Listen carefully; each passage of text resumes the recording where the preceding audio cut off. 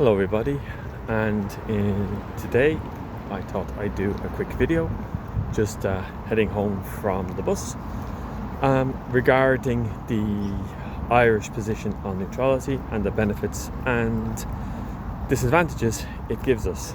So in my last video I talked about the origins of neutrality in the Irish political system and why it is a very important part of our national identity. That doesn't mean to say that it is necessarily a good or a bad thing, just that it is a thing. I personally believe that Irish neutrality is a very important part of who we are and fully support it, but I do think that it does have a lot of disadvantages. So why do I hold the opinion that Irish neutrality is important to us? Well, simply speaking, it allows us to be neutral arbitrators and neutral negotiators that can be trusted by two sides of argument. So in a similar way to the fact that Sweden used to be a neutral party before it joined NATO. This is an important position for Ireland to be in, particularly as we are also members of the European Union, and so we can represent the European Union without having a militaristic backing behind us. It also allows us to basically be neutral when it comes to dealing with other groups, like Irish peacekeeping missions for the United Nations have taken place in societies and in places where members of NATO might not necessarily be welcome.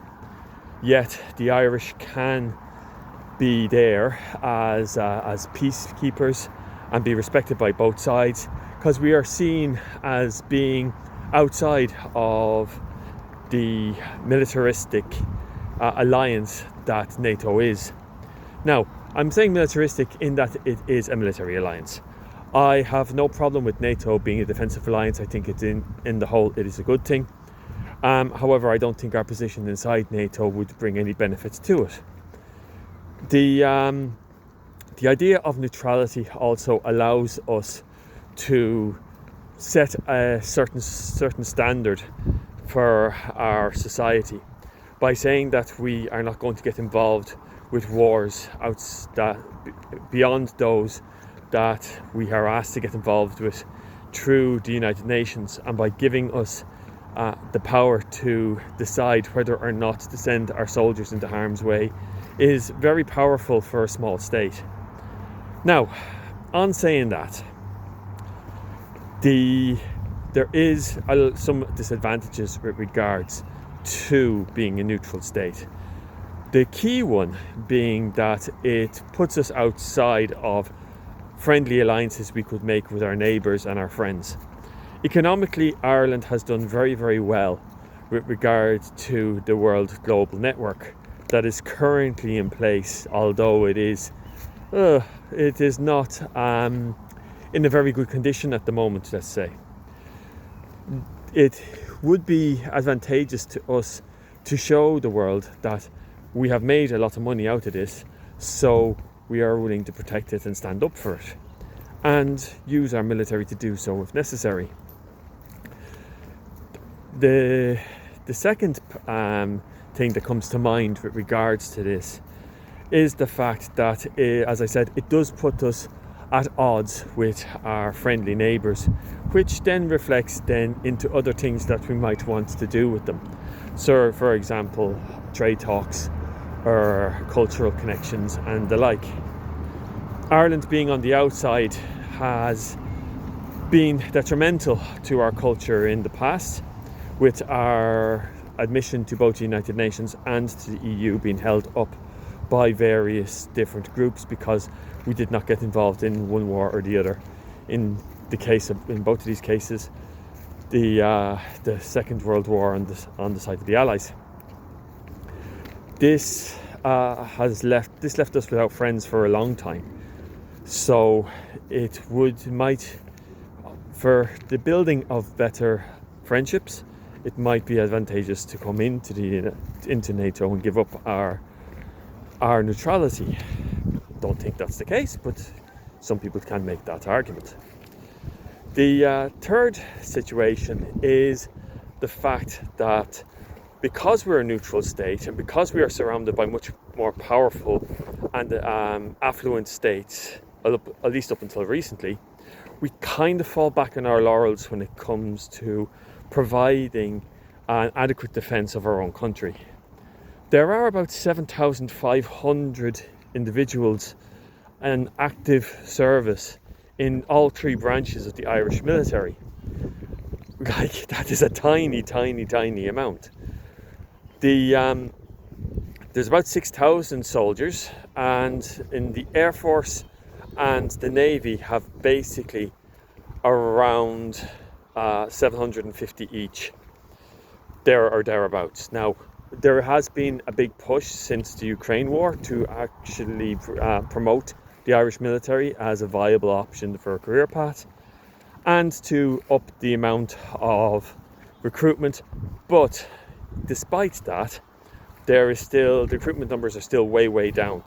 And even if you take in our reserves, which would be an extra about 2,000 people, you're talking a total about 9,000 military people, both in full employment or as reservists within the Irish Army.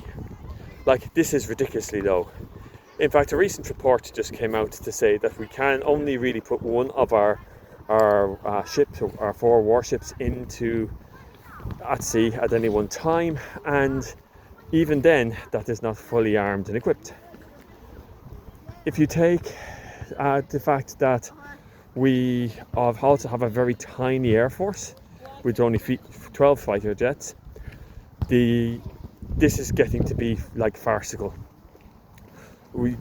Despite all that, we also have great responsibilities in that undersea cables for internet and other facilities arrive through Ireland from places like the United States, which are important for the whole of the European Union. Then, reflect on another thing to keep in mind is the fact that we also have a very small intelligence network. Now, An Garda Síochána has got a very good internal intelligence network that is a holdover from the time of the Troubles. But when it comes for international intelligence networks, we're relying on a thing called G8, which is the military intelligence division. We don't have any dedicated intelligence service that is outside military control, on the equivalent of, we'll say, the CIA or MI6.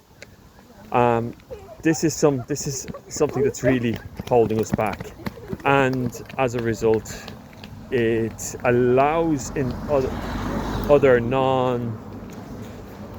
we'll say, not very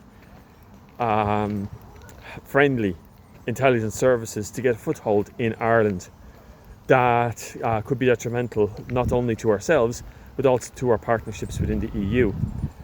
A case in point would be a planned expansion of the Russian embassy in Dublin to make it about 3 times bigger, making it one of the largest Russian embassies in Europe, which was halted by the Irish government when it was revealed that this was planned to take place, and when the Russian government refused to give detailed planning as to why exactly they needed such a large embassy.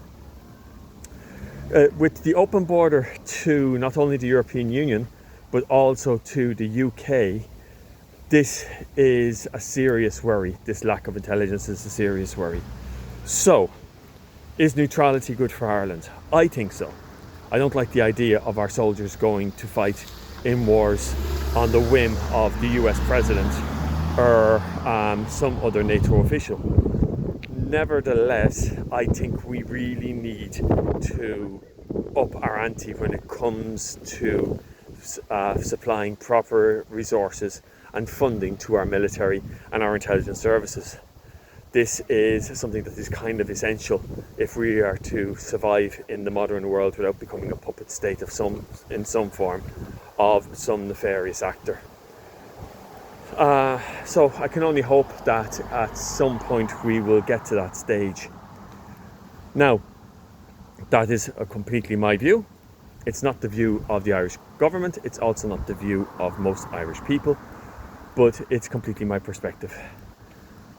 In the next video in regards to Irish neutrality, I'm going to directly relate it to the idea of the current situation with fighting going on between Ukraine and Russia, and with the current situation in the Middle East, and how our neutrality can be an effective tool to help bring about a peaceful resolution in both conflicts, but also how if we're not careful, we can be basically used as a tool by one side or the other for their own ends. Have a nice day. Bye bye.